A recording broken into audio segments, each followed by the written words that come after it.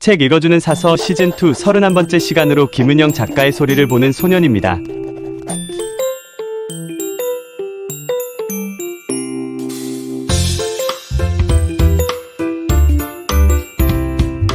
어릴 때 병으로 시력을 잃은 15살 장만과 그런 형을 살뜰히 보살피면서도 살림까지 도맡아 하는 동생 덕수, 그리고 세상을 떠난 엄마의 빈자리를 메우며 형제를 보살피는 아버지. 장만인의 세 식구는 먹고 살기 힘든 고향을 떠나 조금이나마 형편이 나은 한양에 새로 자리를 잡습니다. 하지만 한양에서의 삶도 녹록지 않습니다. 특히 늘 밝고 활기 넘치는 동생이 안쓰러운 장만은 자신이 시각장애인이라는 게 늘 못마땅하게 여겨집니다. 할 수 있는 일이라고는 집신 엮는 것이 전부일 뿐, 밖으로 돈을 벌기 위해 나갈 수도, 직업을 구하기도 어렵기 때문입니다. 그런 형의 마음을 잘 아는 덕수가 우연히 알게 된 관청 일자리에 장만을 데리고 갑니다.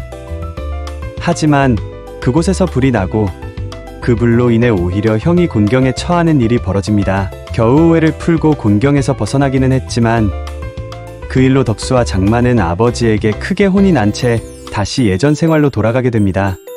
그러던 어느 날 나라에서 벌이는 기우제를 구경할 기회를 얻게 됩니다.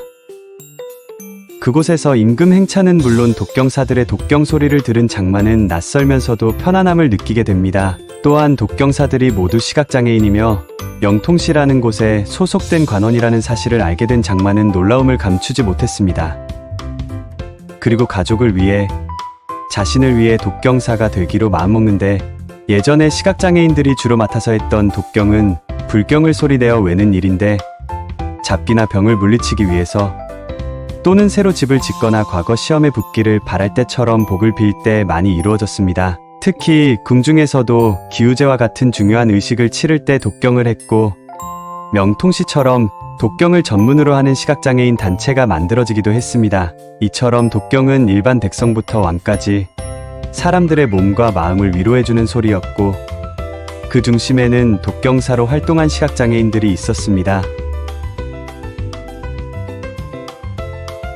이 책 소리를 보는 소년은 어린이 책을 통해 독자를 만나온 김은영 작가의 첫 청소년 소설이자 역사 속 시각장애인들의 삶에 따뜻하면서도 감동적인 이야기를 더해 풀어낸 작품입니다.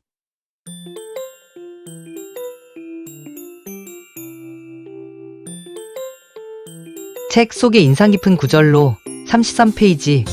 지금껏 들어본 소리와 분명히 달라. 무당이 굿을 하기 전에 외는 주문이나 스님의 불경과도 비슷한 것 같았다. 장만은 다시 정신을 집중했다. 그런데 그런 소리와는 또 분명 무언가가 달랐다. 53페이지. 세상을 어디 눈으로만 보느냐? 그렇지 않아. 장학원에는 악기를 다루는 맹인이 있고 관상감에도 명과학을 하는 맹인이 있다. 다 가진 재주가 다를 뿐이지. 너도 노력하면 독경사가 될 수 있어. 장만의 심장이 정신없이 뛰었다.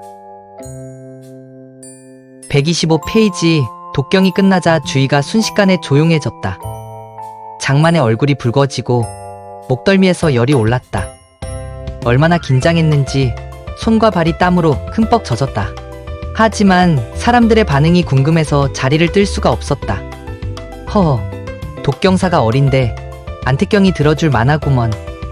그러게, 안택경이 잘 마무리됐으니 이 집에 좋은 기운이 돌겠구먼. 164페이지. 정말 운명의 장난 같았다. 그리고 악연이었다.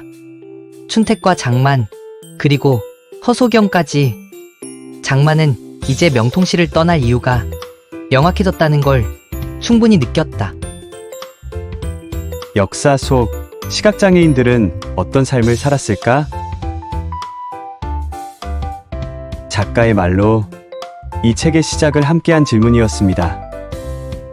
그리고 답을 찾아가는 과정에서 미처 알지 못했던 세상을 보았습니다. 차별과 편견 속에서 고통받는 삶을 살았을지도 모른다는 생각은 지나친 오해며 착각이었습니다. 암흑 속에서도 희망을 잃지 않고 꿈을 쫓아간 그들의 삶을 들여다보며 그 진정한 밝음을 여러분과 나누고 싶었습니다. 라고 김은영 작가는 이 책에서 말하고 있습니다. 여러분들도 모르게 시각장애인들에게 차별과 편견으로 보고 있지 않은가요? 자신도 모르게 느꼈을 수도 있습니다.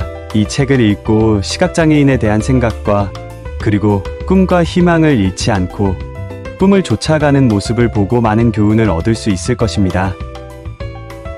소리를 보는 소년 책 외에 올해 2024년 수성인문학제 수성북서로를 읽다. 수성북으로 지구 생물체는 항복하라. 염원의 밤, 푸르, 우주의 속삭임, 강태풍 실종 사건이 있습니다. 작가와의 만남도 있으니 많은 관심 부탁드립니다. 소리를 보는 소년 책은 지금 바로 범어도서관에서 만날 수 있으니 도서관으로 오세요.